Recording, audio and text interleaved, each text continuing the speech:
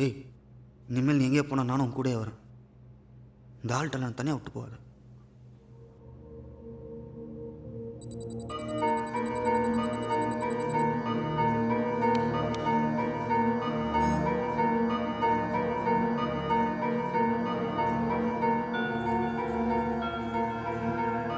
இதில் எது மெடல்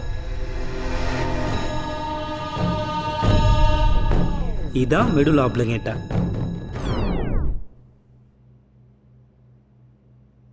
யாரோட ஸ்கேனு?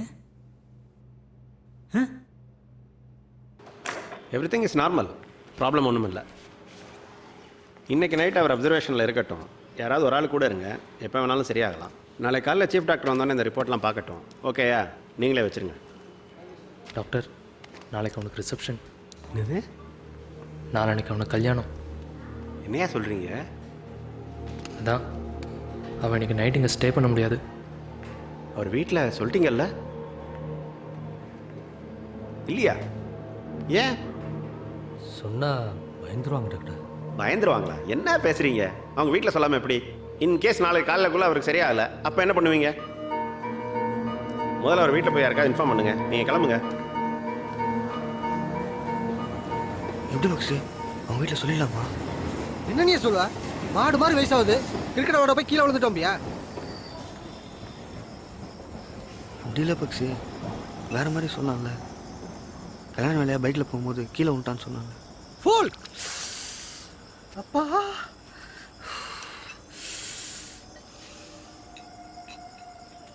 அவனே மூச்சுக்கு 300 தடவை கிரிக்கெட்டோட போனோம். பால் மேலே போச்சு, நீ தானே அடிச்ச. பிடிக்க போய் நான் கீழே விழுந்துட்டேன்னு சொன்னதே திரும்ப திரும்ப சொல்லிட்டு இருக்கான். அது மேட்ரு இல்லை பக்ஸ். அவங்க வீட்டுக்கு இது தெரிய வேணான்னு எனக்கு தோணுது. பிரேம் அம்மாவை பற்றி எனக்கு நல்லாவே தெரியும். அவனுக்கு இப்படி ஆச்சுன்னு தெரிஞ்சதுன்னா ரொம்ப பயந்துருவாங்க. அதுவும் இல்லாமல் தனா வீட்டுக்கு மட்டும் இந்த விஷயம் போச்சு, அவ்வளோதான். அவன் சொல்கிறதான் கரெக்ட். அவங்க வீட்டுக்கு தெரிஞ்சு ஒன்றும் ஆக போகிறதில்ல. அவங்க வந்தாலும் ஹாஸ்பிட்டல் இதே பொசிச்சர் தான். அதான் டாக்டர் நாளைக்கு காலைக்குள்ளே சரியாங்கிறாரு. யாருக்கும் சொல்ல வேணாம், நம்மளே பார்த்துப்போம்.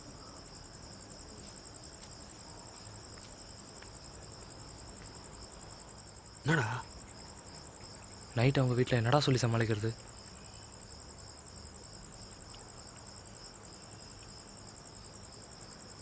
இது எப்படி இருக்குன்னு பாருங்களேன். ஏற்கனவே பிரேமுக்கும் அவங்க எம்டிக்கும் பிரச்சனைன்னு அவங்க வீட்டில் தெரியும்.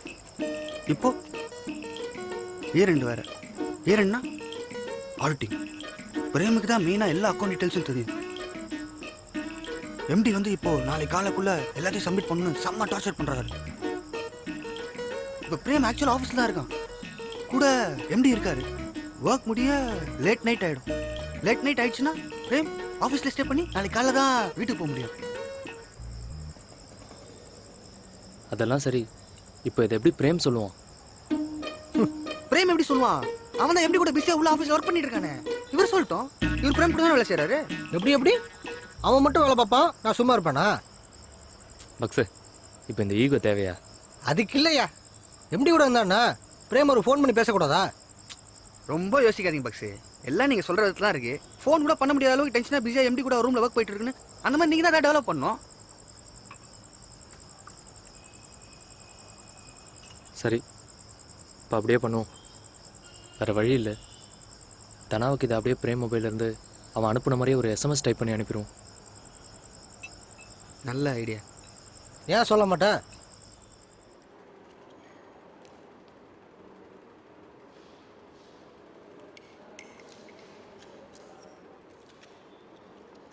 சிஸ்டர், சிஸ்டர், சிஸ்டர், அந்த பேஷண்ட் உங்களை கூப்பிடுறாரு.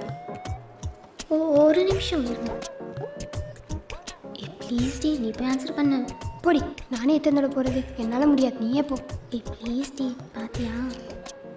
சிஸ்டர், சிஸ்டர், வரேன் சார். ஒரு நிமிஷம். ஏய், தான் லாஸ்ட். இது ஒரு டைம் மட்டும் நீ போய் பாரு. நெக்ஸ்ட் டைம் ஷியோராக நான் போகிறேன். ப்ளீஸ் ப்ளீஸ் ப்ளீஸ், நீ என்ன வேணாலும் சொல்லு, நான் செய்கிறேன். ஆனால் இது மட்டும் என்னால் அந்த பெட்ல இருக்க பேஷண்ட் உங்களை கூப்பிடாரு பாருங்க. தெரியும் சார்.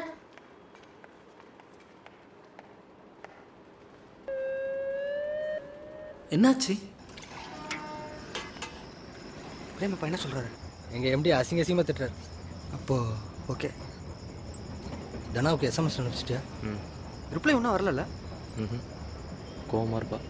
ஆமாய்யா, உங்களுக்கு வேறு வேலையே இல்லை, கேட்டால் லவ்வும்பாங்க.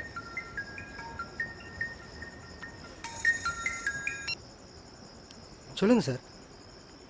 ஓகே சார், ஓகே சார், உடனே வரேன் சார்.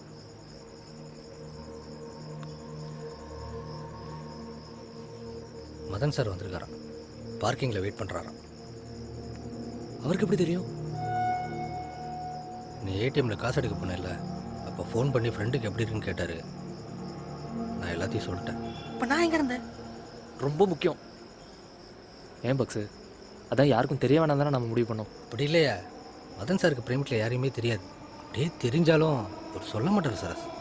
அதுவும் இல்லாமல் இந்த விஷயம் நம்மளை தவிர பெரியவங்க யாருக்காவது தெரியாது நல்லது. சின்ன பசங்க விளையாட்டாக இருக்கக்கூடாது.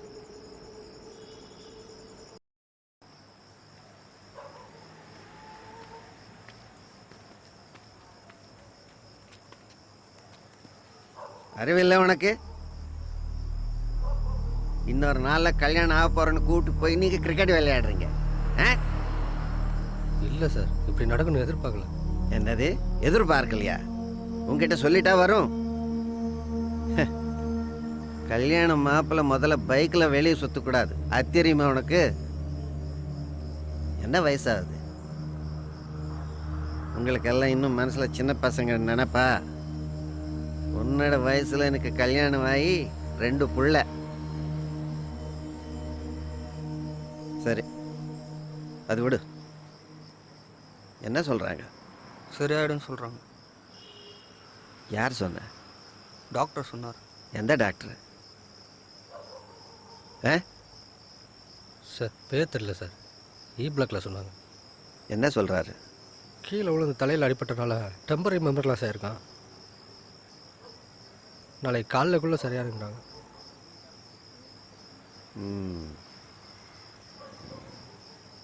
மது மருது மிருதுலா முதல்ல மிடில்தா மெதுலா மிடில் ஆம்பளை அங்கே தான் அடிபட்டிருக்கோம். இதைத்தான் இவ்வளோ நேரம் ட்ரை பண்ணானா? இப்படி தான் ஃப்ரெண்டு பாய், பேர் அபிபுல்லா. அவங்க வைஃப் நல்ல பர்சனாலிட்டி, 2 பசங்க. இப்படி தான் ஒரு நைட் செகண்ட் ஷோ படம் பார்த்துட்டு ஃபேமிலியோட ஸ்கூட்டரில் வந்துகிட்டே இருந்தான். திடீர்னு குறுக்கல் மாடு வந்துடுச்சு. அது மேலே விட்டா. எழுந்தவனுக்கு எதுவுமே ஞாபகம் இல்லை. அவனுக்கும் இங்கே தான் மெது மருது மிடில் ஆப்லைங்கிட்ட அங்கே தான் அடிபட்டிருக்கு. அவனுக்கும் இங்கே தான் ட்ரீட்மெண்ட்.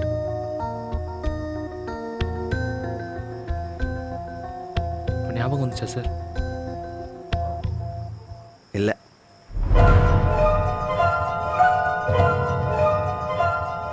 எப்போ விழுந்தாரு? கரெக்டாக ஒரு 15 இயர்ஸ் இருக்கும்.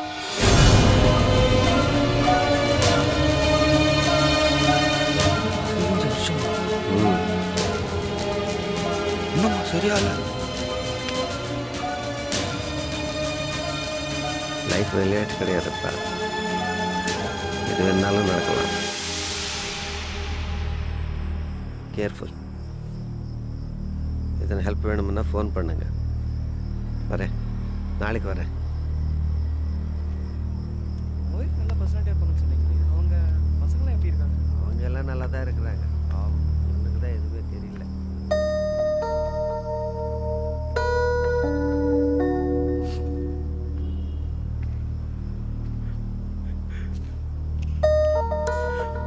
எதுக்கு சொன்னார் அவர்? இப்போ நிச்சயமா எல்லாரும் பயமுறுத்தி போறா.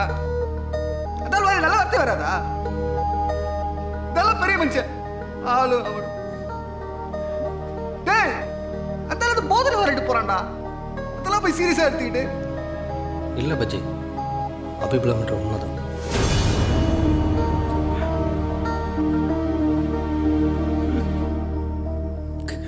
அப்படி மட்டும் ஏதாவது ஆச்சு அவன் வீட்லேயும் தனாக்கிட்டையும் என்னடா சொல்லுவேன்? அவன்டா அவன்.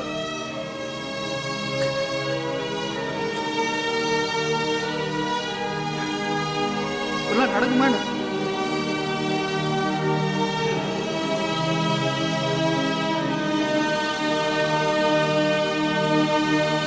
என்ன பக்ஸ் பண்ணோம்? கிரிக்கெட் தானே விளையாண்டோம். ஆனால் சரியான ஆரோக்கியம் பக்ஸ். இந்த மேட்ச் ஜெயிச்சுட்டு தான் போகுது. தேவையில்லாம தூக்கி நீ மட்டும் அடிச்சா நான் கூட தான் பிடி பிடி காய்ச்சிட்டு வரணும்.